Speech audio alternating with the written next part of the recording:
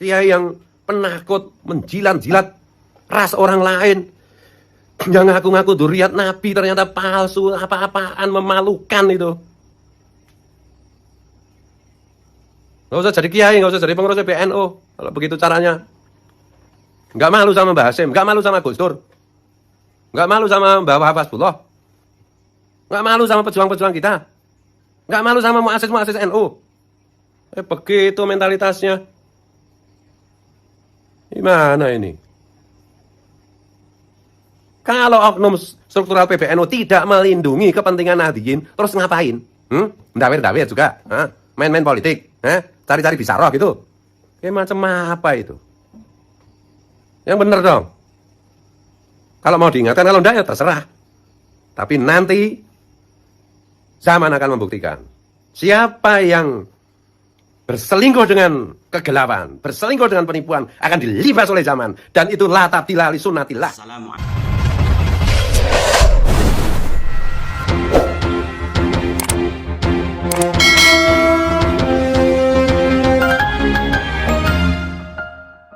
Para sahabat melihat dan mendengar apa yang disampaikan oleh pengurus-pengurus Nahdlatul Ulama yang saat ini sungguh sangat membagongkan dan sangat mengherankan sekali, terutama di bagian konflik nasab ini. Pengurus Nahdlatul Ulama ini apa tidak bisa menyelesaikan masalah nasab ini secara ilmiah, baik dari pengurus pusat sampai pengurus wilayah, pengurus provinsi. Apa nggak bisa menyelesaikan masalah-masalah yang menurut saya pribadi, masalah ini tidak terlalu rumit gitu. Padahal di PBNU sendiri itu kan ada lembaga Batsul Masail tuh. Kenapa yuk pengurus PBNU kenapa tidak menggunakan lembaga Batsul Masail untuk menyelesaikan perkara-perkara Klan Ba'alawi? Monggo bisa dijawab. Kenapa pengurus PBNU mulai dari pusat tidak bisa menyelesaikan masalah Klan Ba'alawi, nasab Ba'alawi melalui Batsul Masail? Apakah memang ada kemunduran di pengurus Nahdlatul Ulama sehingga tidak bisa menyelesaikan masalah-masalah yang seperti ini? Bukannya menyelesaikan masalah, malah pengurus PBNU ini malah menambah masalah, menambah rumitnya masalah. Itu dari PBNU sendiri. Seharusnya menyelesaikan, malah tambah merumitkan masalah-masalah yang ada. Yang berjuang untuk meluruskan nasab Rasulullah dari pencantolan Klan Ba'alawi itu bukan orang Yahudi, bukan orang Wahabi. Ini orang-orang Nusantara, kiai-kiai Nusantara, kiai NU juga itu. Kenapa pengurus PBNU tidak berpihak sama sekali terhadap ulama-ulama Nusantara ini? Ada apa PBNU dengan para habib-habib itu? Apa hubungannya? Kok tidak ada keberanian sama sekali untuk mengangkat masalah ini diselesaikan melalui jalur lembaga Batsul Masail? Apakah hanya mengandalkan husnudzon saja? Kalian para pengurus PBNU, anda-anda yang terhormat, dipilih oleh kami bukan hanya untuk leyeh-leyeh di kursi tersebut, bukan untuk berpihak kepada satu golongan dan menyampingkan golongan yang lain. Anda dipilih karena kemungkinan sudah teruji keilmuannya, teruji keberaniannya. Jangan awal-awalnya tok kayak kerupuk baru digoreng. Awal-awal dulu ketika baru dipilih atau sebelum dipilih menjadi pengurus PBNU, seperti kerupuk baru digoreng, krenyes-krenyes. Nah, ketika sekarang pengurus PBNU ditimpa adanya masalah tentang nasab Klan Ba'alawi, kok seperti kerupuk yang terhanyut di sungai, melempem. Seperti kerupuk yang terjatuh ke air, langsung melempem ketika berhubungan dengan nasab Klan Ba'alawi. Bagaimana pengurus PBNU ini yang membahas nasab Klan Ba'alawi itu ulama dan kiai Nusantara. Bahkan di situ ada pengurus NU juga. Kiai Imaduddin itu pengurus RMI Banten, RMI NU Banten, dan juga salah satu anggota dari Lembaga Basul Masail NU. Heran, saya ini santri loh. Kepada PBNU yang sangat saya hormati, saya ini santri. Tapi saya bisa menganalisa mana klan yang benar dan mana klan yang salah. Mana yang memang dzurriyyah Nabi dan mana yang ngaku-ngaku sebagai dzurriyyah Nabi. Itu kitab-kitab nasab itu sudah membuktikan mulai dari abad keempat, kelima, abad keenam, abad ketujuh, 8 dan 9 menyebutkan bahwa klan Ba'alwi ini nasabnya terputus kepada Rasulullah. Gitu loh. Lah, bagi pihak-pihak yang mau mendukung terhadap klan Ba'alwi, ya mari bisa membuat antitesis kalau memang ingin membuat antitesis untuk menandingi tesis dari Kiai Haji Imaduddin. Atau bisa diselesaikan melalui lembaga Basul Masail. Sehingga nanti ketemu ujung permasalahannya, ketemu siapa itu sebenarnya klan Ba'alwi. Ini sudah ada lembaga Basul Masail tapi tidak pernah digunakan. Katanya kiai-kiai pengurus PBNU ini sudah teruji. Kiai-kiai yang alim. Bukannya menyelesaikan masalah, tapi malah nambah rumitnya masalah. Mulai dari PBNU itu sama. Ketua PBNU yang kami hormati, Gus Yahya Khalil Stakuf. Dulu awal-awalnya seperti kerupuk baru digoreng. Ketika saya bicara seperti ini nanti dikira saya tidak sopan.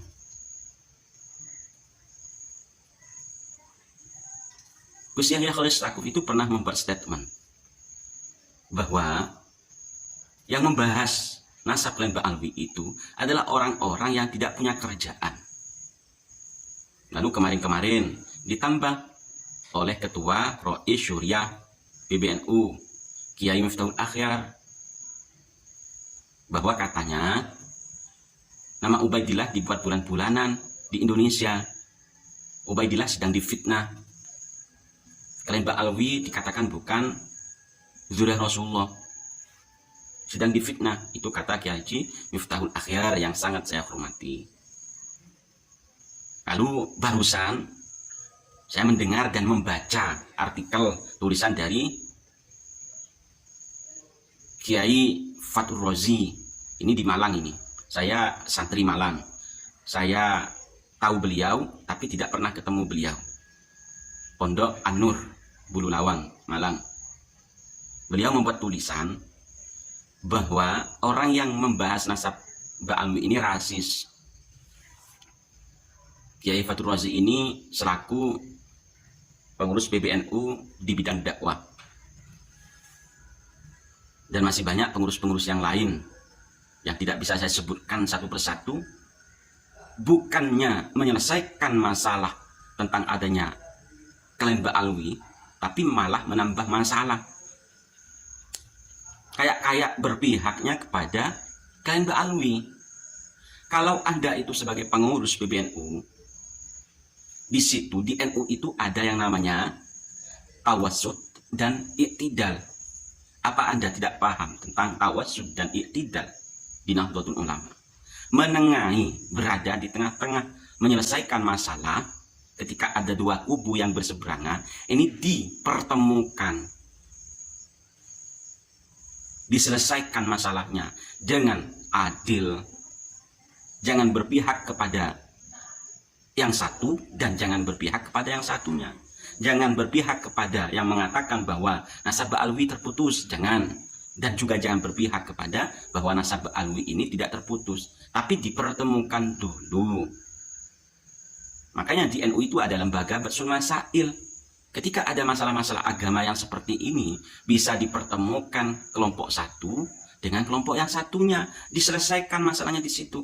Undang para pakar-pakarnya, Kalau ini masalah nasab, undang para pakar-pakar nasab. Mulai dari pakar ilmiah tentang nasab sampai pakar DNA. Masa masalah-masalah seperti ini tidak bisa menyelesaikan? Malah kelihatan sekali bahwa berpihak kepada klien Mbak Alwi. Tawasud dan iktidalnya itu di mana pengurus PBNU? Apa kami sebagai santri harus mencontoh Anda ada seperti ini yang tidak menerapkan tawasud dan iktidal? Kami yang belajar tawasud dan iktidal sampai memberikan contoh, membuat contoh sendiri seperti apa tawasud dan iktidal di sekolah, tawasud dan iktidal ketika kalian menjadi kiai, tawasud dan iktidal ketika kita menjadi pengurus pondok pesantren, tawasud dan iktidal ketika kita menjadi guru, dan sekarang tawasud dan iktidal ketika Anda menjadi pengurus PBNU. Tunjukkan kepada kami bahwa Anda itu memang kompeten menjadi pengurus PBNU. Anda layak menjadi pengurus PBNU. Bisa menyelesaikan masalah-masalah baik di bidang agama maupun sosial kemasyarakatan. Nanti saya bicara seperti ini dikira tidak berakhlak. Santri macam apa ini? Sama kiai belak-belakan, tidak ada sopan santunnya. Terus saya harus bicara sambil nunduk-nunduk gini. Tidak memperlihatkan wajah saya. Atau saya bisik-bisik. Kami meminta kepada pengurus PBNU untuk tegas dalam masalah ini. Secepatnya diselesaikan. Kalau memang Anda kompeten di bidang ini, kompeten menjadi pengurus PBNU, mulai dari pengurus pusat, memang harus bertindak tegas untuk menyelesaikan masalah klien Mbak Alwi ini. Jangan berpihak kepada yang satu, tapi malah menerjang yang satunya. Yang satunya dijunjung, yang satunya diinjak-injak. Para habaib dijunjung, nusan pribuminya diinjak-injak. Kalau Anda tetap seperti ini, itu sama dengan Anda itu menginjak-injak para kiai-kiai Nusantara. Itu bukan sembarangan kiai. Mulai dari Gus Abbas Buntet. Anda kenal, pasti paham siapa itu Gus Abbas. Cucu dari pahlawan nasional Gus Abbas, Kiai Abbas, yang dulu melawan penjajah Belanda. Gus Fuad, Pleret. Masih banyak kiai-kiai yang lain yang membahas tentang nasab klien Mbak Alwi ini. Kami ini masih sungkan kepada para pengurus PBNU. Tapi sungkannya kita ini lama-lama ya tidak tahu juga kalau pengurus PBNU tetap seperti ini. Kami ini menilai kinerja dari pengurus PBNU, baik dalam masalah agama maupun dalam masalah sosial kemasyarakatan. Monggo diselesaikan. Kalau memang mau diselesaikan.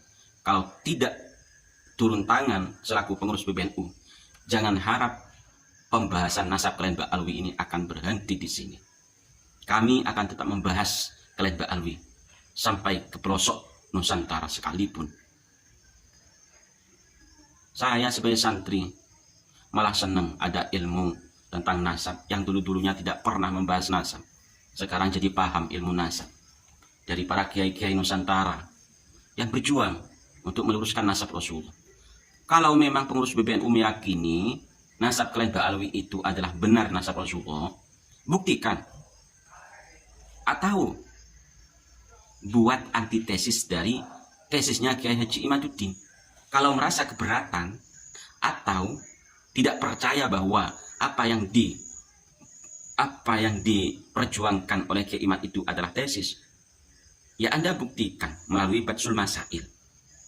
Kalau memang berat untuk mengadakan lembaga Batsul Masail membahas nasab klien Mbak Alwi, ya tinggal meminta kepada para habaib junjungan Anda untuk tes DNA. Kan sekarang ini zaman sudah modern tuh. Sudah ada tes DNA.